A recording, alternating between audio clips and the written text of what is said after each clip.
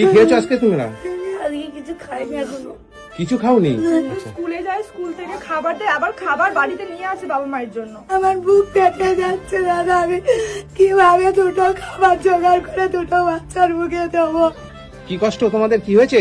আমরা কিছু খেতে পাইনি, আমরা পড়তে আর যেতে পারিনি, স্কুলটা যাই। তো খেতে পাও না কেন? কি হয়েছে তোমাদের, খেতে পাও না? আমার বাপি এমন হওয়ার পর থেকে কিছু খেতে পাই। কি হয়েছে তোমার বাবার?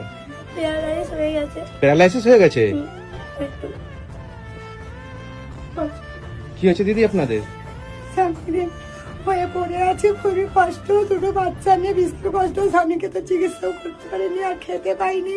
স্বামীর হয়তো চিকিৎসা করবো, ঠিক মতন করতে পারিনি। তো চারিদিক দিয়ে চেয়ে চুয়ে খাই, আর চেয়ে চুয়ে খাওয়ার পরে খাই চেয়ে চুয়ে। আর কি হয়েছিল ওনার, কি করে হলো এটা? উনি তো প্যান্ডেলের কাজ করতেন, প্যান্ডেলের কাজ করতো? আচ্ছা আচ্ছা। কাজ থেকে পড়ে গেছে, পড়ে যাওয়ার পর 10 তলার উপর থেকে পড়ে গেছে, পড়ে যাওয়ার থেকে তো উনি এরকম হয়ে